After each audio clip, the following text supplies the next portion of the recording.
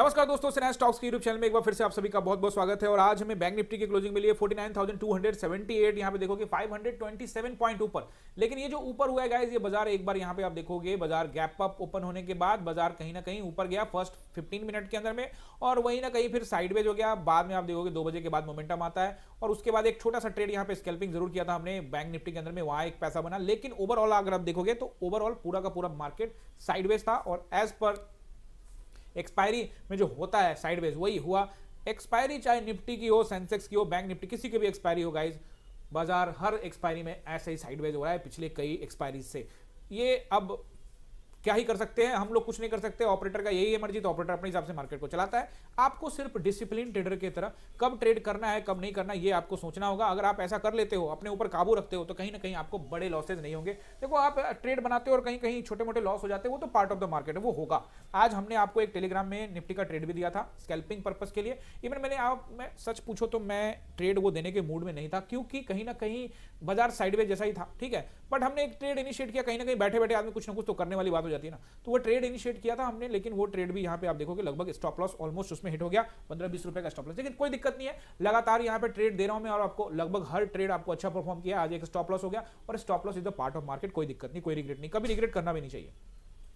अब गाइज यहाँ पे देखोगे बैंक निफ्टी को 5 मिनट के टाइम फ्रेम में, तो मैंने यहाँ पे कोई ट्रेड नहीं बनाया। जरूर यहाँ पे जब ये गिरा था 2 बजे के बाद, तो एक छोटा सा ट्रेड इनिशिएट किया था बैंक निफ्टी में, अदरवाइज कोई ट्रेड हमने यहाँ पे नहीं बनाया। निफ्टी में कुछ ट्रेड किया था जो हम निफ्टी वाले वीडियो में बात करेंगे। अभी जो हुआ है बाजार में वो क्या क्या कहता है, क्या सपोर्ट एंड रेसिस्टेंस रहेगा, वो मैं आपको वनडे टाइम फ्रेम में बताने वाला हूँ। तो एक बार वनडे टाइम फ्रेम में चलते हैं और वहां पे मैं आपको बताता हूँ गाइस। उससे पहले आप सभी से रिक्वेस्ट कि अगर आप लोग अभी भी चैनल को सब्सक्राइब नहीं किए हो तो फटाफट कर लीजिए गाइस, और बेल आइकन भी दबा दीजिएगा। इस चैनल पे आपको ज्ञान की बातें स्टॉक मार्केट से मिलने वाली है, तो फटाफट आपके काम का चैनल है, सब्सक्राइब करके बेल आइकन दबा दीजिए।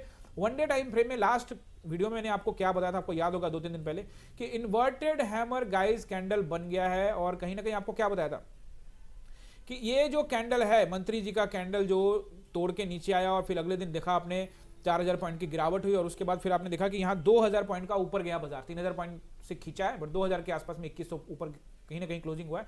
तो इनका पोजीशन कहीं ना कहीं गाइस खतरे में आ सकता है। तो वैसी स्थिति में बाजार यहां से आपको ऊपर जाता हुआ दिख सकता है। ये बात हम कर रहे थे ना, आप देखो यहीं से ये जोन नीचे बना दिया, बॉक्स में हमेशा यहां पे कहीं ना कहीं पे खरीदारी हुई है, तो यहां से बाजार आप देखो इस बॉक्स को टेस्ट किया और उसके बाद एक इन्वर्टेड हैमर कैंडल बना। और मैंने आपको क्या बोला था कि इन्वर्टेड हैमर कैंडल बन गया है, तो कहीं ना कहीं हमको सावधान सतर्क रहना, हो सकता है बाजार यहां से ऊपर जाता हुआ आपको दिखे।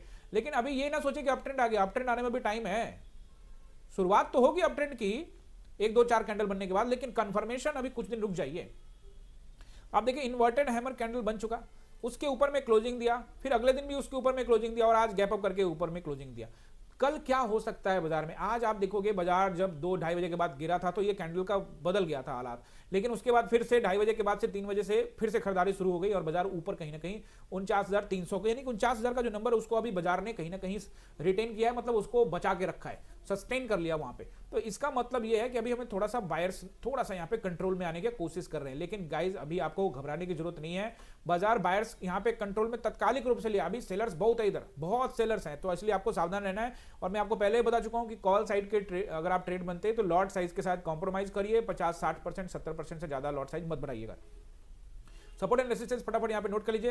पहला जो रेसिस्टेंस आएगा 49,327 का, 49,327।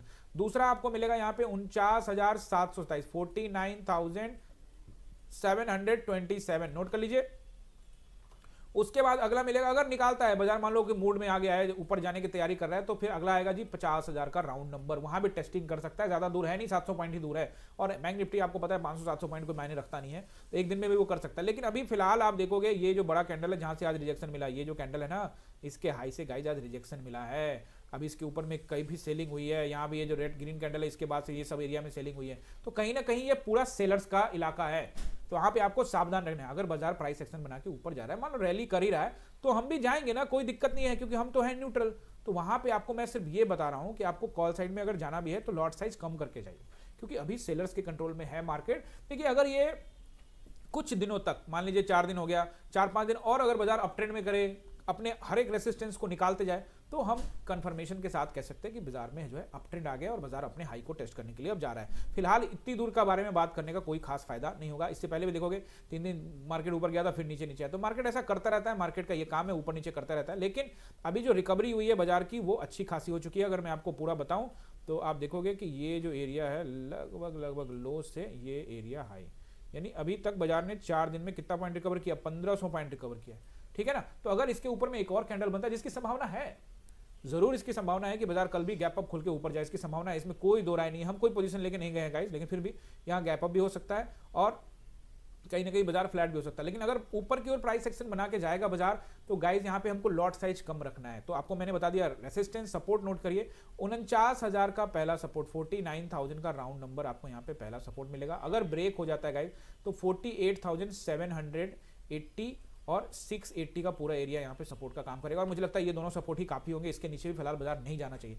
लेकिन अगर बाजार इसको निकालता है तो फिर आपको सीधे बाजार आएगा 48,500 और फिर 48,300 का लेवल भी आपको बाजार यहाँ पे दिखा सकता है। तो आई होप कि सपोर्ट एंड रेसिस्टेंस यहाँ पे आपने नोट कर लिया है। अगर कर लिया गाइस तो जल्दी से वीडियो को लाइक कीजिए, अभी तक सब्सक्राइब नहीं किया है तो सब्सक्राइब करके गाइस बेल आइकन दबा दीजिए, क्योंकि नोटिफिकेशन मिलेगा, बेल आइकन दबा दीजिए फटाफट। और गाइस अगर आपको हमारा अंदाज अच्छा लगता है, पढ़ाने का अंदाज अच्छा लगता है, तो नीचे एक बटन है थैंक्स का, आप थैंक्स पे क्लिक करके कुछ योगदान देना चाहें तो आप सिन्हा फाउंडेशन में योगदान भी दे सकते हैं। हमारा सिन्हा स्टॉक्स तो है ही है, साथ में सिन्हा फाउंडेशन भी है, तो ये जो आपका योगदान होगा ये मेरे पर्सनल के लिए नहीं होगा, ये सामाजिक कार्य के लिए जाएगा, तो आप चाहे तो उसका योगदान भी दे सकते हैं। मिलते हैं अगले वीडियो में, बहुत बहुत धन्यवाद।